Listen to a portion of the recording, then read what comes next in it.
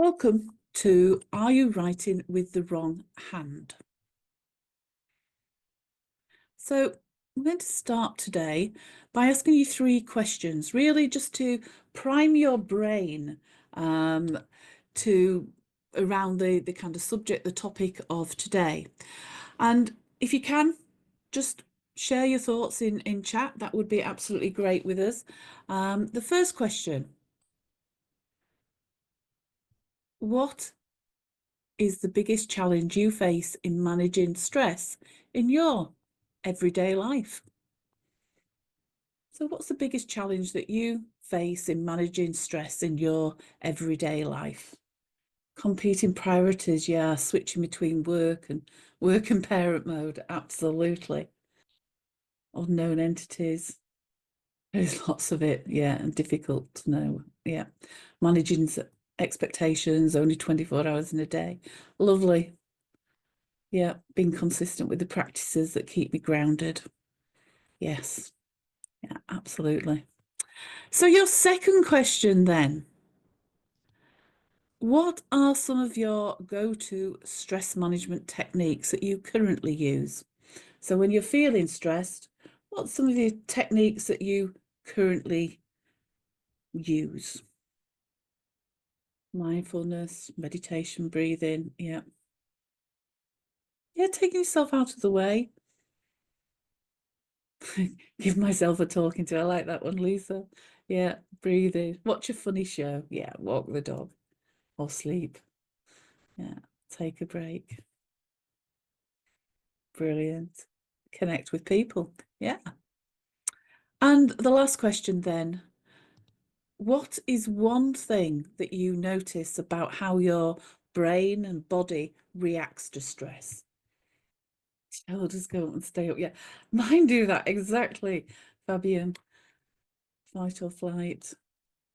Yeah, you react quickly. Can't think straight. Yeah, get tired. Absolutely. That's brilliant. Thank you for sharing those. So, for those of you who don't know me, my name is Michelle MacArthur Morgan, and I am the founding partner and creator of the Jigsaw Discovery Tool.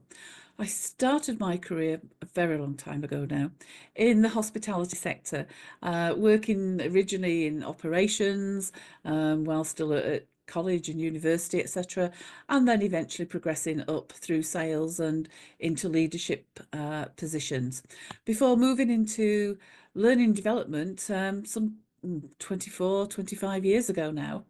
My kind of background that's related to L&D, I've got a degree in psychology, and then for the last 14 years, where my real kind of curiosity and interest lies is very much in neuroscience.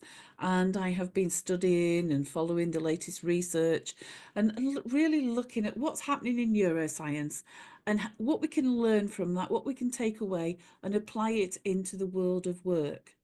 And so a lot of the things that we do here at Jigsaw is very much grounded not only in the psychology, but also in the latest evidenced neuro research, neuroscience. So as always, we break our sessions down into 3 chapters today. The first chapter around self-awareness and performance and well-being. And we're going to be kind of looking at kind of how having increased levels of self-awareness and understanding more about our behavioural preferences and things, how that can help us to manage our stress and build resilience in a different way, a better way, whether that's at home or at work. And we're going to be looking at strategies grounded in neuroscience that can help us to change the way we respond to stressful situations. We're going to be looking at self-awareness as the key to understanding more about our triggers and finding effective coping mechanisms. We're going to look at what we're terming at the moment the implications of writing with the wrong hand for both the individual and for organisations, and then discovering ways to develop the resilience and coping mechanisms needed to actually thrive in an evolving environment. So moving into chapter 1, and for this, if you weren't in right at the very beginning, I did just mention you will, to fully participate, need pen and paper, and this is the time. So if you can grab yourself a pen and a piece of paper, that would be absolutely marvellous. And what I would like you to do is, quite simply, on that piece of paper, just write your first and last name, please. Now what I'd like you to do is you're going to write your first and last name again. But this time, can you put the pen in your other hand and write your first and last name again using your other hand? Now, what I'd like you to do is just pause and think for a moment and then share into chat for me what that was like second time around. What did you notice about writing your first and last name the second time around when you were writing with your non-dominant hand? What did you actually notice about that? Slower, but still worse. Slower, had to think, focus. Yeah. Think about it, concentrate more. Absolutely. Yeah. If you've ever hurt your hand or your wrist, broken your wrist, and you've had to write with your non-dominant hand for several weeks, I'm sure you can recall how tiring it was writing with the other hand and doing everything with your non-dominant hand. And when we do that writing activity, in actual fact, I was really kind to you today, because if I'm doing this in a workshop, I ask people to write their first and last name and their job title. And then that enables me to time it. First time around, when they're just writing it with their dominant hand, takes between 15 to 30 seconds on average. Second time around takes between 1 to 2 minutes. It can be up to 4 times longer. And it feels awkward. You said you had to concentrate more, so you're actually using more brain power. Now, for the couple of seconds, few seconds that it took you to do that today is not going to dramatically drain your brain power. But as I say, thinking, if you were doing it for prolonged periods of time, such as when you do perhaps hurt your arm, your hand, and can't write with your dominant hand, it does become really quite draining and tiring.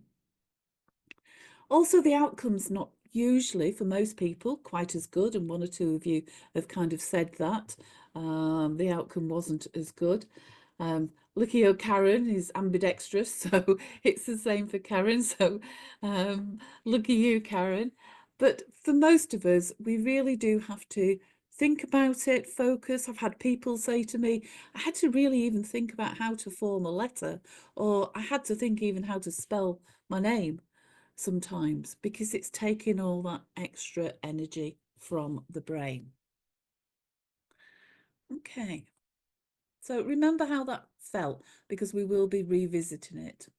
So now what I'd like you to do is thinking about your current role and what it involves.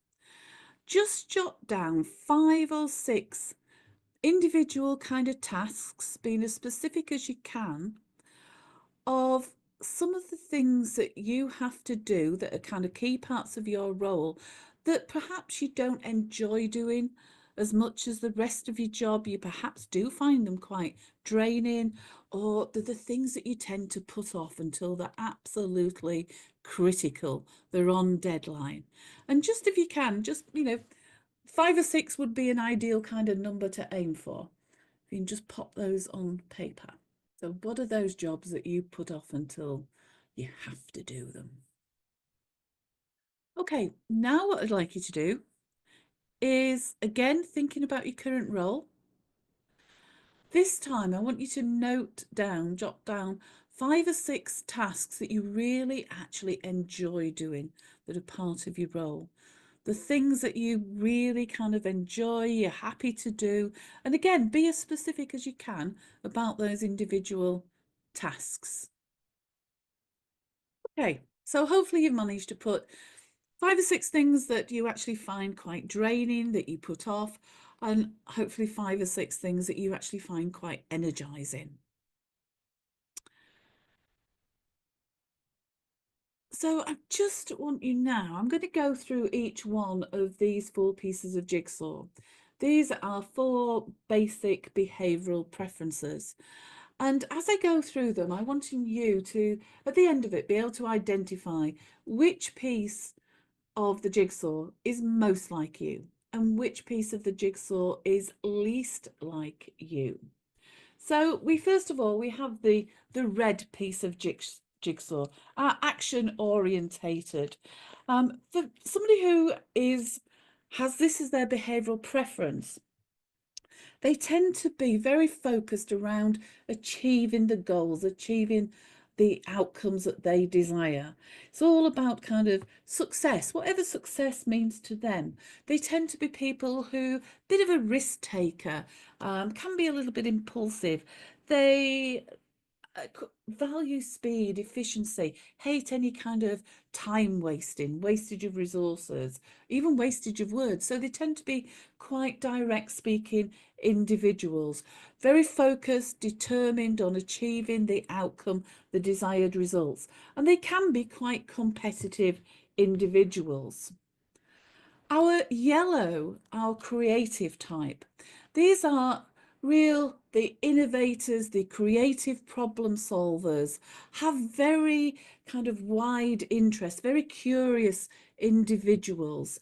They're the people who often live life at both ends of the spectrum. So they're often, and most, usually spend the biggest majority of their time they're kind of upbeat, outgoing, sociable, and really generate excitement. We like to be around them because they never, or not for too long, certainly they don't go down into the dumps and become deeply depressed. They tend to spend life kind of up there enjoying. It's all about having fun, finding novelties, seeing opportunities, quite an optimistic kind of outlook. And then we have our green, the caring. So for the caring type, these are real people, team players. It's all about helping, supporting, providing for other people. It's about fairness and equality. They have really good kind of listening skills. They're very, very understanding of others, and very tolerant of others. Come across as quite laid back individuals.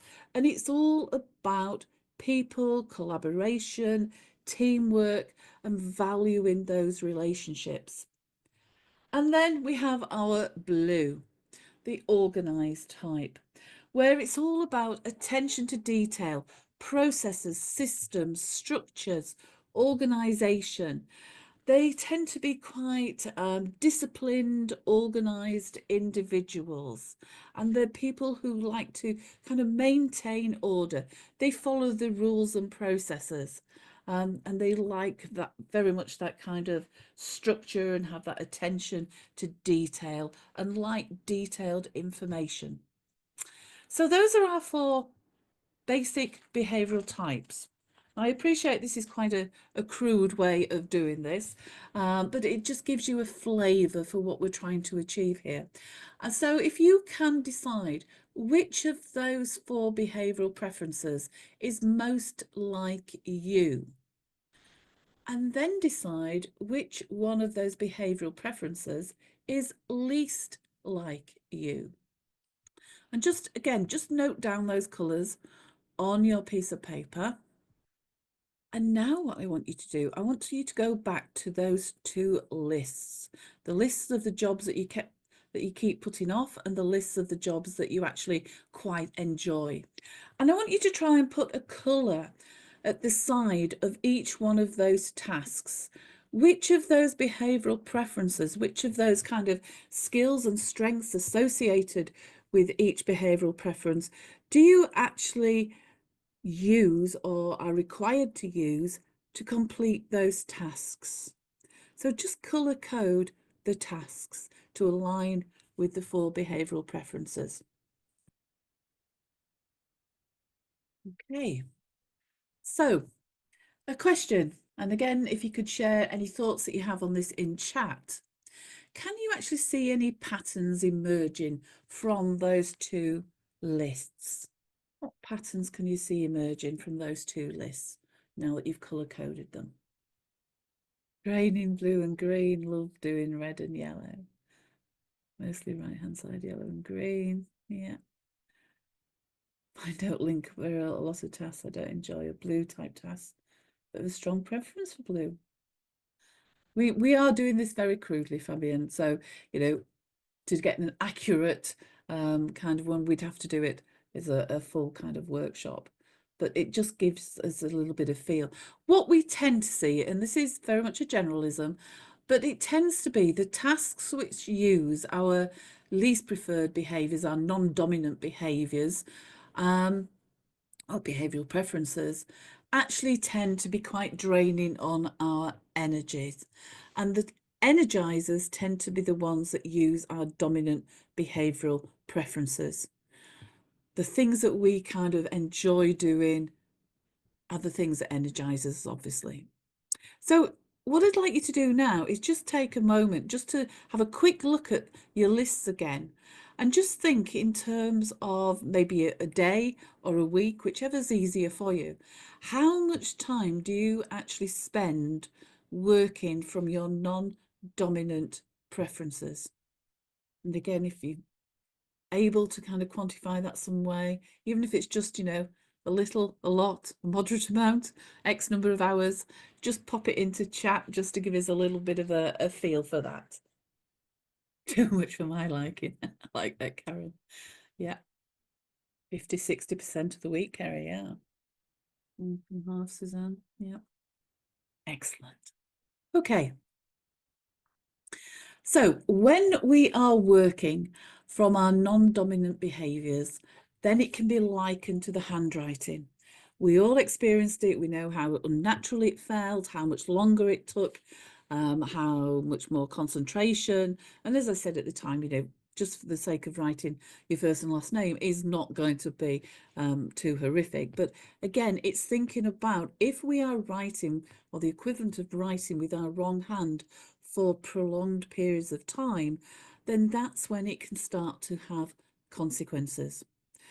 And it's, you know, there are now a number of people who are in jobs that are actually nothing like the job that they first applied for. Now, I have worked over the years with library staff, and more recently, I'm very much aware about railway staff.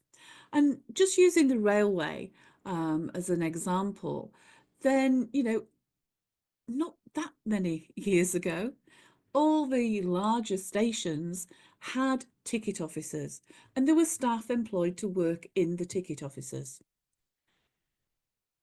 Those ticket officers have disappeared, and the staff are now re-employed out on the concourse. Now that takes different types of skills, different behavioural preferences. So the job that those staff actually first applied for is very different to the job that they're doing today. And post-COVID, we've also seen, you know, a much higher number of people that are being asked or required to spend much longer periods of time working from their non-dominant behaviours, or as we say, writing with the wrong hand. So just stop and pause again and take a moment just to think about your own role or the role of colleagues. And how much has that changed just post-COVID? Have you seen much changes in your roles? You might want to, again, just pop it into chat. And mostly work from home now, yeah? 100 more people. Yeah. All very, very different, kind of takes different kind of skills. More office-based than field-based. Yeah. And this is really part of the explanation why we're continuing to see high levels of fatigue, stress, anxiety, burnout. And one of the things we now know is that self-awareness and understanding our behavioural preferences is important not only for performance and teamwork, but actually also for our well-being.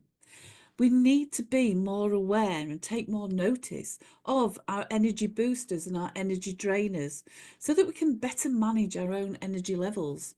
But also, as team leaders, team managers, we need to be aware of the impact of asking people to perform tasks for prolonged periods of time that might require them to work from their non-dominant behaviours. Now, I'm not saying that we shouldn't ask people to do this. There are things that we can do to enable them to thrive, even when working from a non-dominant behaviour, but it's having that awareness in the first place. So I just want to move on and just think about some of the implications now, both for the individual and the organisation. So first of all, again, another question for yourself. Why do managers and leaders need to be aware of team members' individual behavioural preferences and the amount of time that they are spending writing with the wrong hand? Again, if you just pop any thoughts you've got around that in chat, that would be lovely. Yeah, not playing to individual strengths, an important one. What motivates staff, yeah. Well, one of the first things I want to talk about for the individual, actually, deemed underperforming, very important, yeah. And more productivity. For the individual, it will be a drain on their energy and their cognitive resources, meaning that, yeah, it is going to be more tiring, less engaging, not so enjoyable. It might take the person longer to actually do that task than it would a colleague who has a behavioural preference that's more aligned to the task. And as we saw from handwriting, the result or outcome might not be as good as if it had been done by a colleague who was asking, or sorry, who was working from their preference and using their strengths. So in the longer term, it could have a knock-on effect for the team members, the individual team members' confidence and self-esteem. Wondering, well, how come Rita can do that and does it in much shorter time and actually seems to enjoy doing it, but I really struggle to do it. What's wrong with me? And our cognitive reserves and energy levels are precious. So we need to be constantly recharging them and thinking about, the tasks that we are doing, when we are doing them. Are we doing depleting tasks at a time that we're already running on a fairly low battery level? Now, most people wouldn't let their phone battery run down completely. So why do we let it happen to our brains? Your brain is an energy hungry machine, and it uses upwards of 20% of your metabolic energy just at rest, let alone on those busy and often stressful kind of days. So it's really time to start thinking about our brain budget and decide, where are you going to spend your energy? What are you going to do to recharge your brain energy?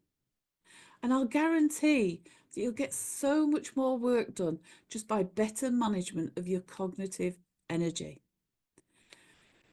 When we don't manage our brain budget, our cognitive energy, when we have low energy reserves and are constantly faced with pressure and stressors, it takes its toll later in life.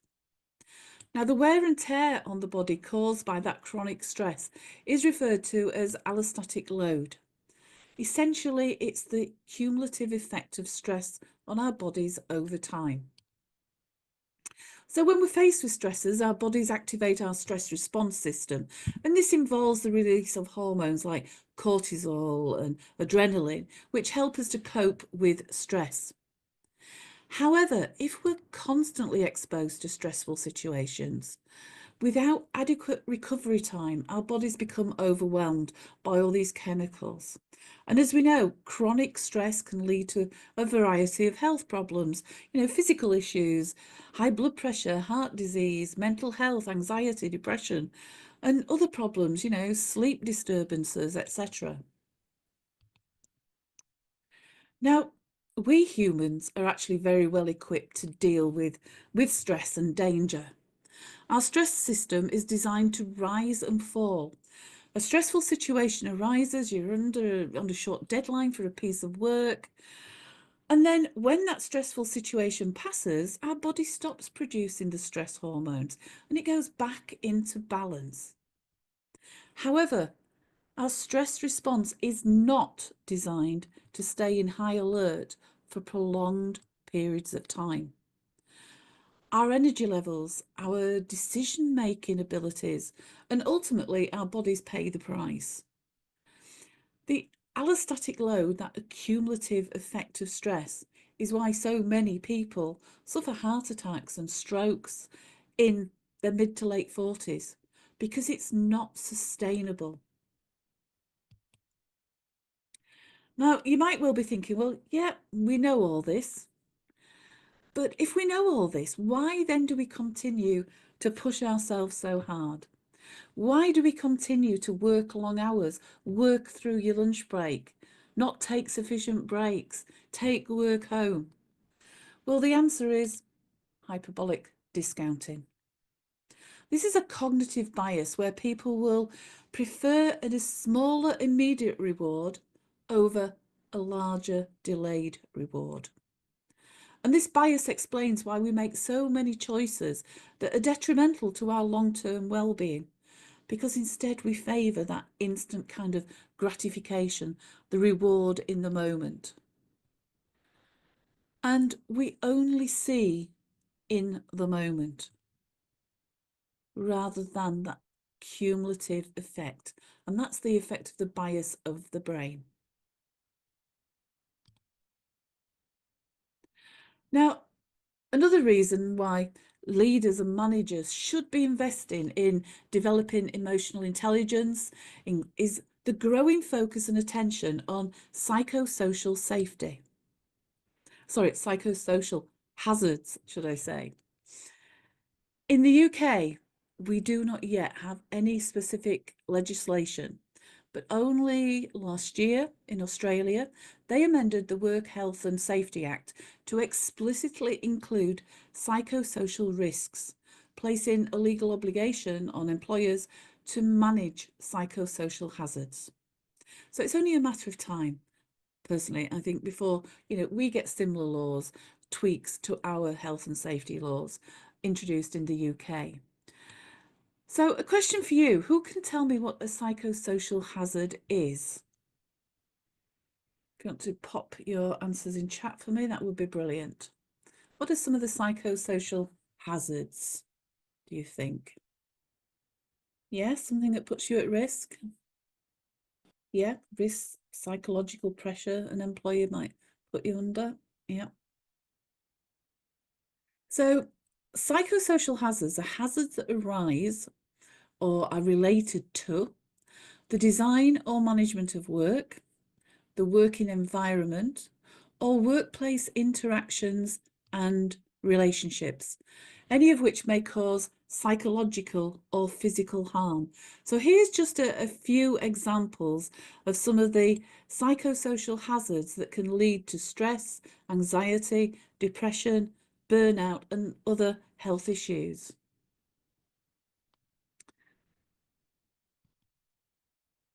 Now, many people believe that psychosocial hazards and psychological safety are the same thing. And many organisations claim that they have psychological safe working environment. But psychosocial hazards and psychological safety are not the same thing. They are two very different things. They are, however, linked, because you cannot have psychological safety unless your psychosocial hazards are managed. So if we look at this model of psychosocial hazards and psychological safety, which was created by Ashley Smith from EMA Consulting in Australia, you can clearly see the difference between psychological safety in the green and the psychosocial hazards in the red. When psychological hazards are managed, an environment of psychological safety can actually be created. However, if the hazards are left unmanaged, it becomes actually impossible to create that environment of psychological safety. When psychosocial hazards are left unmanaged, we see these destructive or toxic kind of cultures starting to emerge.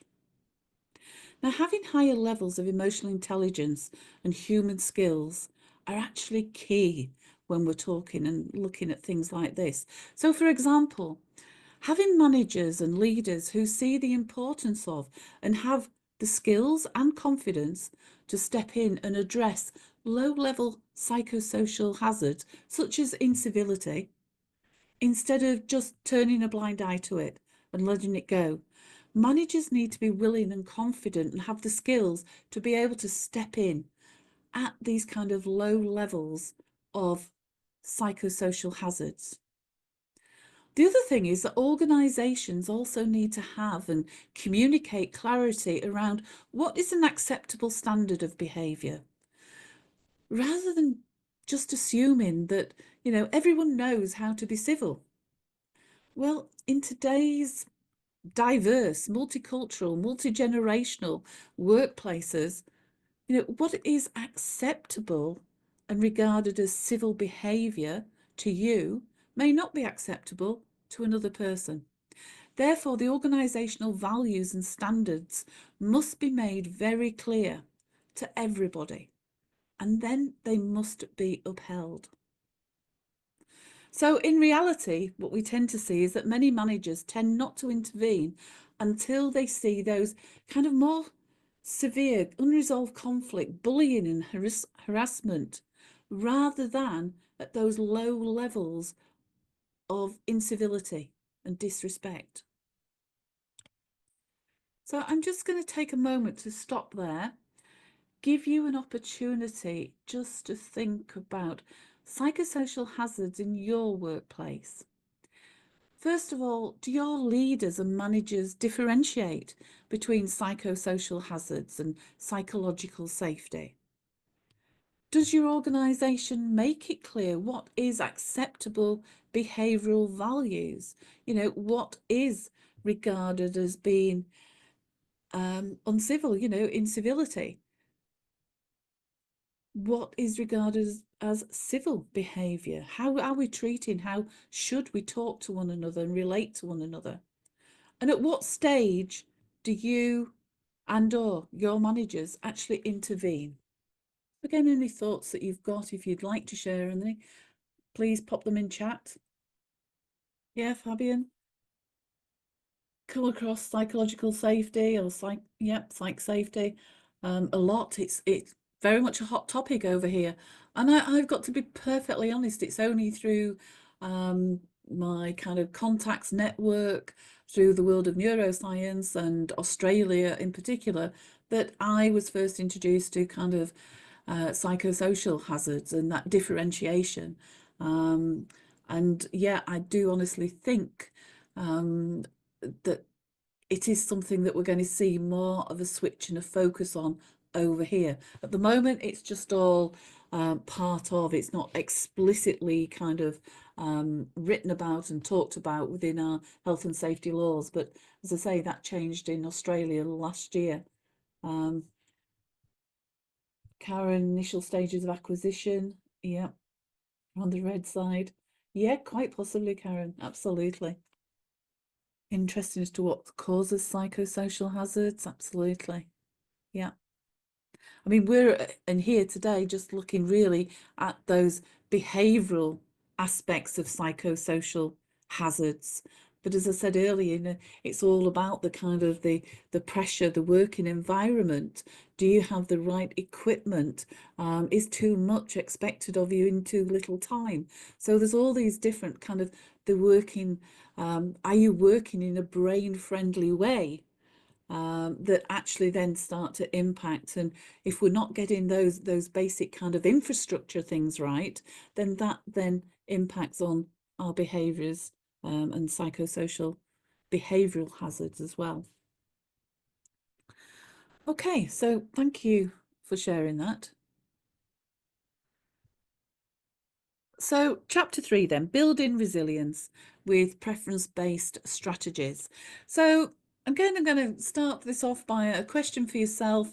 When you are feeling stressed and under pressure, what coping strategies do you turn to? What's your go-to coping strategy? I want to just pop it in chat. Upload with friends, yeah. Talking, absolutely. Write it down, make a plan, yeah. Take a break, grab a coffee. And think I've faced it before. Yeah, absolutely, Kerry. Good idea. I'm going to explore that idea more in a minute or two as well. Yeah. So for me, there's two distinct approaches. And the first approach, I tend to refer to as the sticking plaster strategies. Things that we do or can do to relieve stress symptoms in the present moment.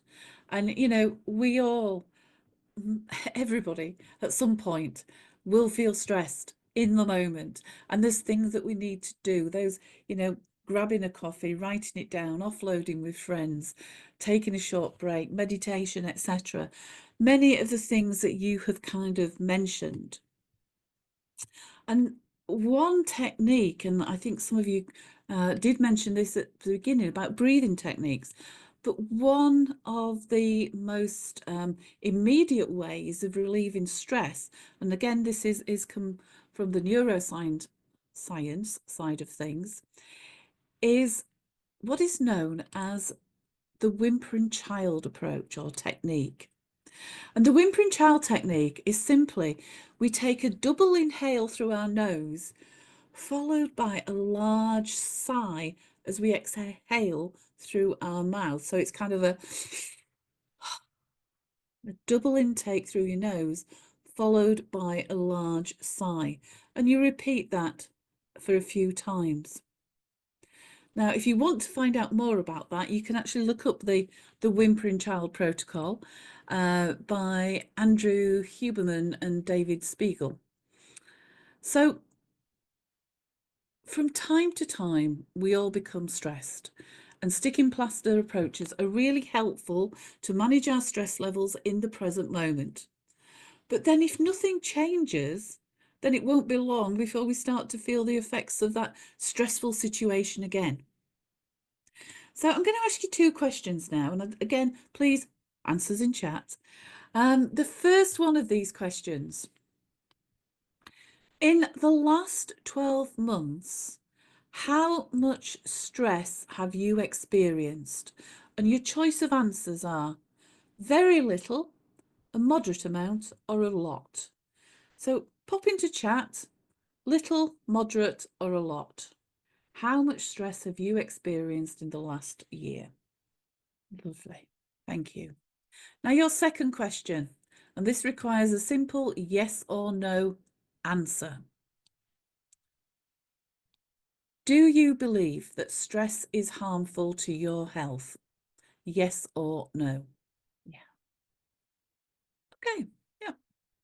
Now, this for me is one of the exciting finds from neuroscience. For years, we have been primed to believe that stress is harmful to our health. You only have to look in the media, read about it, hear about it, what stress is doing to our health. You've possibly been on stress management workshops or even delivered them where we've talked about how how harmful stress is to our health. I know I certainly have. But actually, is that true? Is stress really harmful to our health? Well, there was a study carried out by the University of Wisconsin. It involved 30,000 people over a period of 8 years. And they asked those 30,000 people those same two questions that I've just asked you. And then they followed the public health records for the next 8 years. And what they found was bad news, first of all. People who said they experienced a lot of stress in the previous year had a 43% increased risk of dying. And I've put the name of the researchers on screen if you wanted to look it up. However, that was only true of the people who believed that stress was harmful to their health. The people who believed, who had experienced a lot of stress in the 12 months, but did not believe stress to be harmful to the health, were no more likely to die. In fact, overall, out of the 30,000 people, they had the lowest risk of dying, including the people who had had very little stress.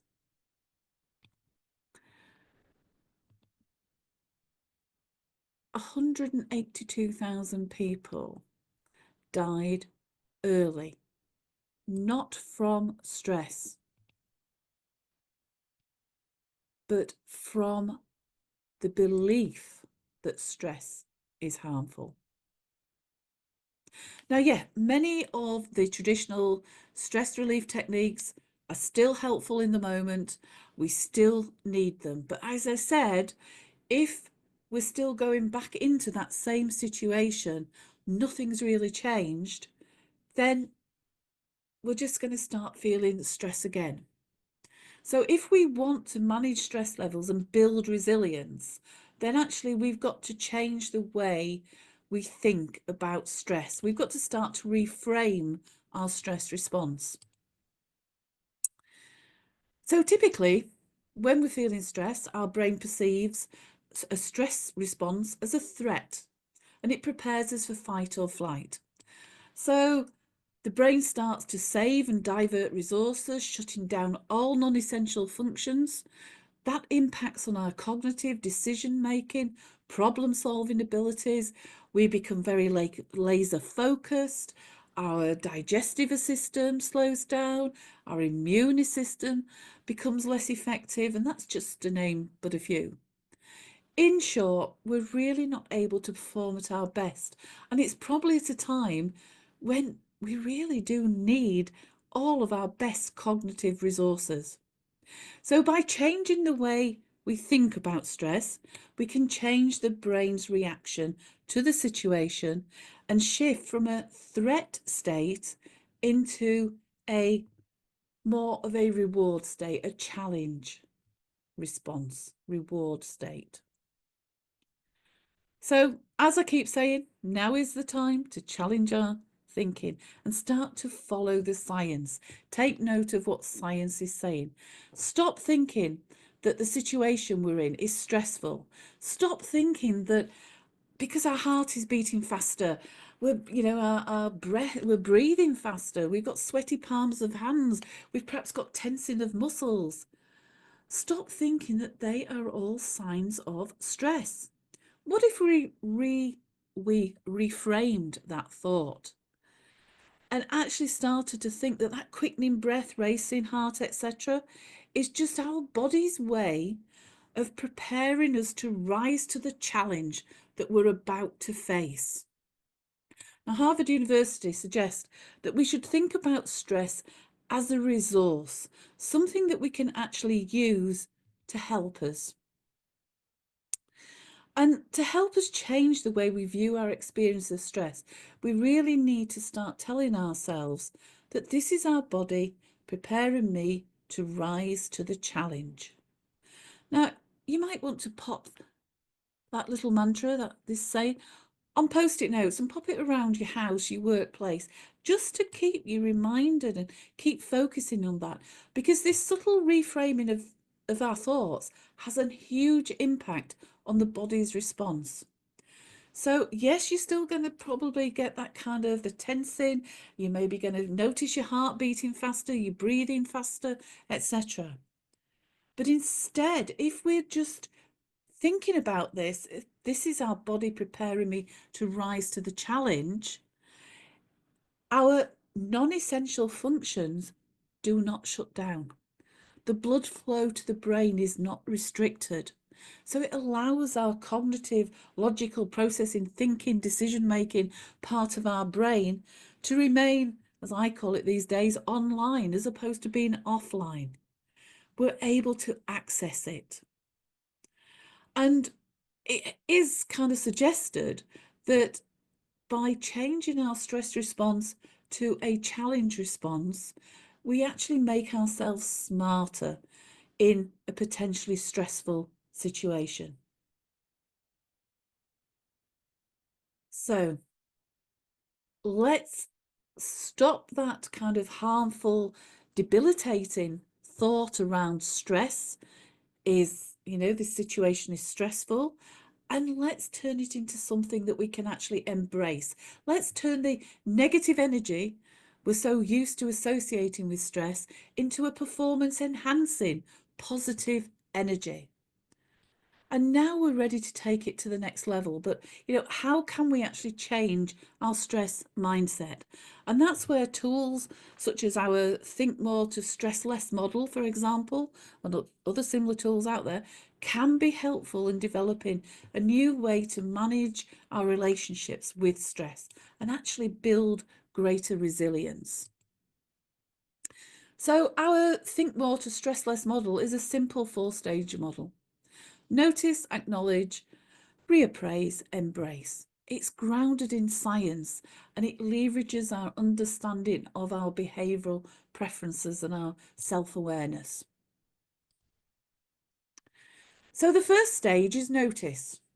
Here we take notice of what is going on for us, what is causing us to feel stressed. Now, in today's mad world that we live in, just actually noticing at an early stage that you are starting to feel stressed is quite an accomplishment in itself. So noticing that we are feeling stressed. And we need to be curious then about our thinking, our self-talk, our emotions, our psychological responses. And we need to kind of just stop and think about what is causing us to feel stressed. What are we thinking? What's the self-talk going on? What emotions are we feeling? Are we noticing that kind of pounding heart, sweaty palms, etc.? And then stage 2 is to acknowledge. And at this point, we reflect upon our strengths and talents. And having those higher levels of self-awareness is important. And this is when you can start to kind of use your behavioural profiles to really understand and identify those individual strengths and talents. And the second part of this is to uncover the real cause of the stress. And we do that by asking ourselves, what is at risk to me and why does it matter? So what's at risk to me right here and now in this situation that is causing me the stress, and why does it matter? So let's just take a quick example. Your manager comes to you and asks you at short notice if you can pick up this piece of work that's on a short deadline. It should be done by a colleague, but your colleague unfortunately is ill today. So that might put additional pressure on an already kind of busy schedule that you have got that day. So you might start to feel a little bit stressed by this.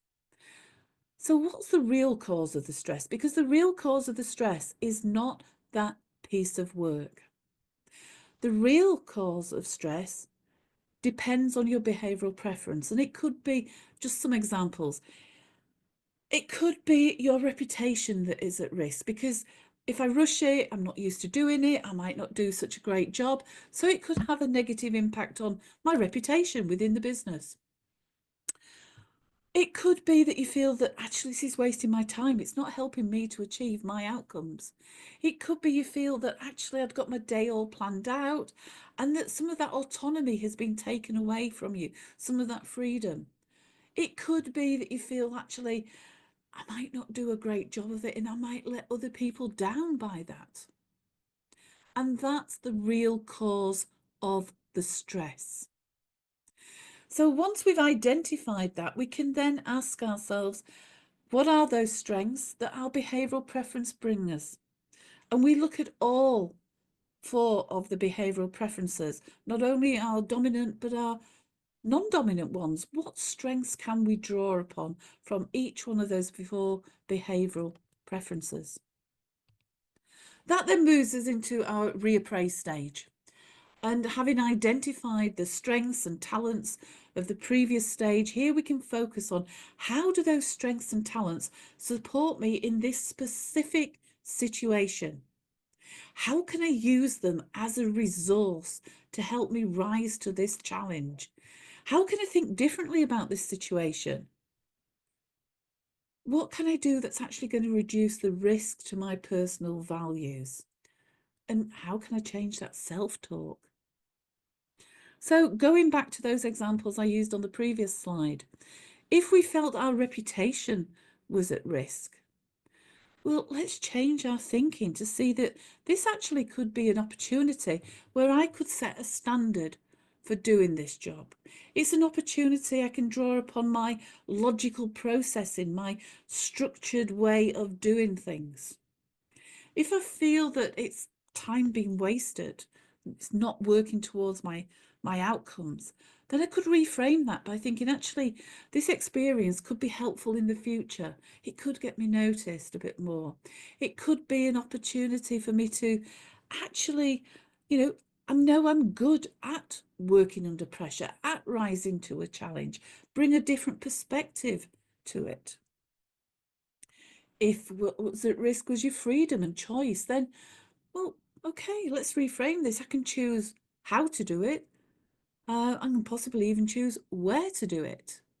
And it's an opportunity for me to do something different. I can draw upon my creative kind of problem solving skills. If your risk was letting other people down, well, just focus on the fact that actually you're already, by doing this, you're helping a colleague out. And you can remind yourself of all the similar work that you have done and how you have made people feel when you've helped people. Once we've reappraised, all we have to do then is just embrace that positive energy, because by focusing on our strengths and changing our self-talk in the reappraise stage, then that will help to build our inner confidence and our self-belief. The negative stress and anxiety energy will be replaced with positive energy. You might even feel excited and really ready to embrace this challenge. So, a word of warning: don't expect that you'll leave this webinar and the next time you're faced with a stressful situation, you'll automatically go, notice, acknowledge, reappraise, embrace. You won't. But don't worry, you're not alone either. You have to practice using the framework over and over again to build up the neural networks, to build it into a habit, your automatic response to a stressful situation. And we do that by, you have your stressful situation, you're in it, you deal with it. When you can find a few minutes after everything's calmed down again and you're feeling calmer, actually just sit and go through the 4 stages and visualize it, work your way through it in your mind, and keep doing that after every stressful situation.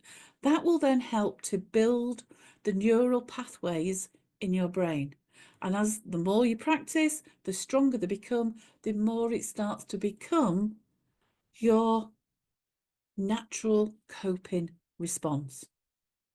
So by changing the way we think about stress, we can start to address the root cause of stress, and that helps us to build up our resilience levels.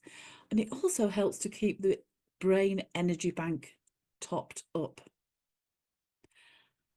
But it's not only about the things that you as the individual can do. Remember, if you're in a role of management, leadership, also you've got a significant role to play in enabling all your team members to thrive by understanding them, getting to know them, what individual team members need to be able to perform at the best, and supporting that development of that inclusive and safe environment. But that's actually a subject for a different presentation. So that brings us to the end of our presentation today.